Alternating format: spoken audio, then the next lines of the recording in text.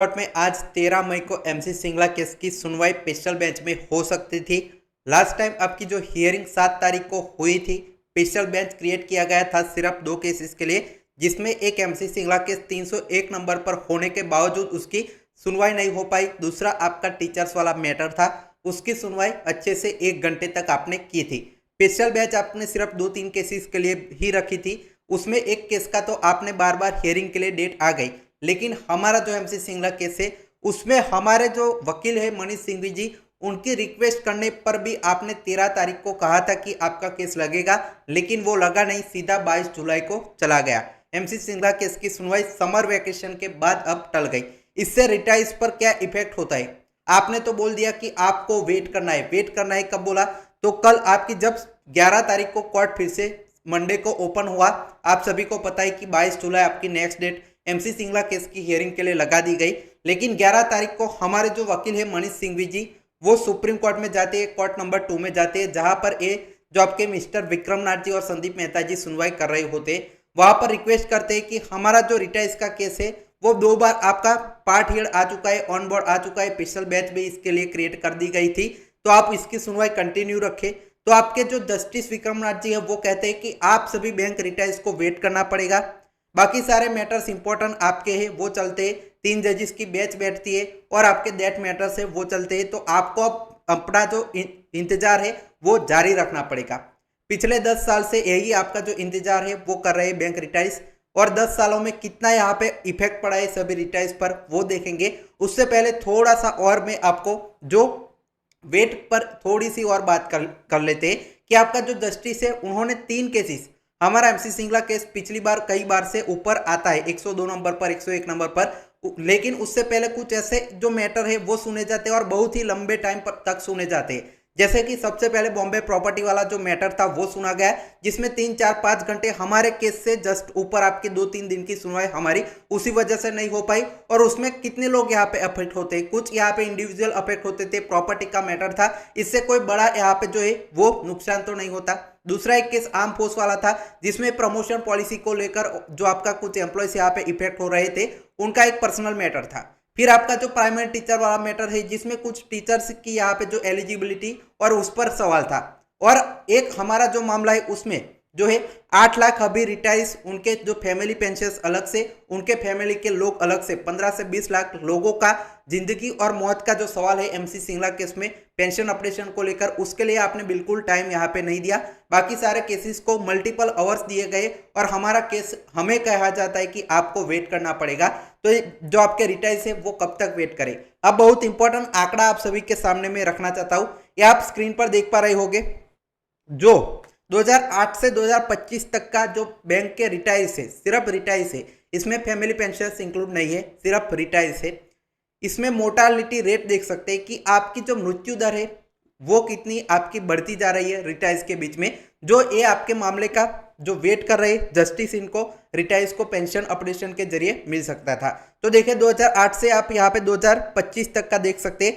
2025 में लेटेस्ट देखिए कि अभी जो रिटायर्स थे वो 7.85 लाख के करीब है। इनका जो मोर्टालिटी रेट है वो 2.6% है, मतलब यहाँ पे 20,400 लोग 2025 में उनकी जो डेथ है वो हुई थी इसी इंतजार में। मतलब जैसे जैसे यहाँ पे ईयर बढ़ता जा रहा है, आप यहाँ पे स्क्रीन पर देख लीजिए कि जैसे जैसे ईयर बढ़ता जा रहा है वैसे जो आपका जो मोर्टालिटी रेट है वो भी बढ़ता जा रहा है, डेथ का जो आपका नंबर है वो भी बढ़ता जा रहा है। पिछला हम एग्जांपल लेते हैं, जो कांस्टेंट लेते हैं कि 2025 में जो हाल था वही हाल इस बार भी मोर्टालिटी रेट में रहता है कि 20,400 लोग जो रिटायर्स है वो इस दुनिया को छोड़कर गए थे। तो उस हिसाब से एक दिन का हम निकाले 365 से डिवाइड करके, तो लगभग 56 लोग आपके रिटायर्स है वो per day on an average यहाँ पे जो है वो इस दुनिया को छोड़कर जा रहे। तो अब आपका समर वेकेशन का ब्रेक है, आज आपकी 13 तारीख को सुनवाई हो सकती थी, स्पेशल बेंच आप फिर से क्रिएट कर सकते थे, इनको जस्टिस दे सकते थे, लेकिन ये आपका जो मामला है वो 10 साल से कोर्ट में पेंडिंग है और आपने समर वेकेशन भी इसमें ऐड कर दिया। तो आपका 13 मई से आज से लेकर 22 जुलाई आपकी जो अगली डेट सुनवाई के लिए यहाँ पे रखी गई है, उसके बीच 70 आपके जो दिन है वो पड़ रही है। तो उसमें 56 से हम यहाँ पे जो है मल्टीप्लाई करेंगे तो आप देख सकते हैं कि तकरीबन 4,000 के करीब, यहाँ पे एग्जैक्टली नंबर देख लीजिए, जो आप 3920 मतलब तकरीबन 4000 रिटाई से समर वेकेशन के 70 दिन में आपके जो है इस दुनिया से बिना जस्टिस देखे चले जाएंगे।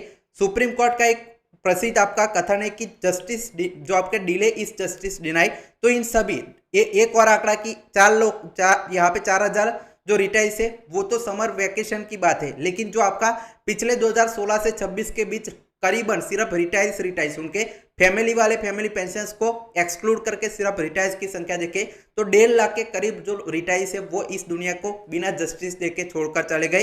फिर भी आप कहते हैं कि आप सभी रिटाइज को यहाँ पे वेट करना पड़ेगा और आप बाकी सारे मामलों की सुनवाई करते हैं। अब फिर से एक और चीज कि आपको गारंटी नहीं है कि 22 जुलाई को आपकी हियरिंग के लिए डेट है, तो अब तब आपका जो मामला है सुनवाई का हिस्सा बनेगा ही।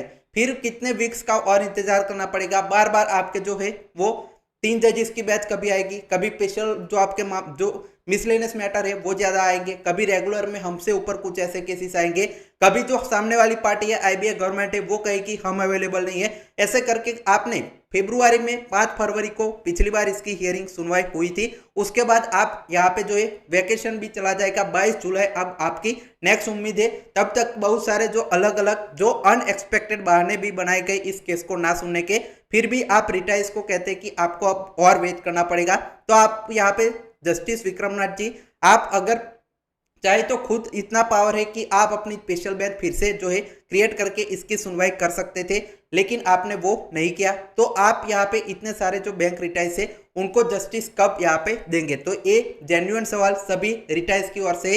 साथ ही में हमारे जो डॉक्टर मनीष सिंघवी जी है, वकील हमारे केस से जुड़े हुए सीनियर एडवोकेट है, वो यहाँ पे हम सुनवाई पिछले 4-5 जो महीने से जितनी बार सुनवाई होती है हमारा केस लगता है तो पूरी कोर्ट की प्रोसीडिंग है वो हम देखते हैं। तो उसमें जो कुछ यहाँ पे मामले होते हैं उसमें उनके जो वकील होते हैं बहुत ही जीत करके, जैसे प्राइमरी टीचर वाला मैटर था उसमें बहुत जीत करके वो अपना जो केस है वो सुनवाने की कोशिश करते थे, बार बार कहते थे कि हमें थोड़ा एक्स्ट्रा टाइम दीजिए, वैसे करके अपनी जो सुनवाई है वो करवा लेते थे। तो हमारे मनीष सिंघवी जी को भी इस जो मैटर की सीरियसनेस समझनी चाहिए कि इतने लाखों लोगों की जिंदगी का सवाल है और ये लोग कितनी ज्यादा यहाँ पे उनका मोर्टालिटी रेट है।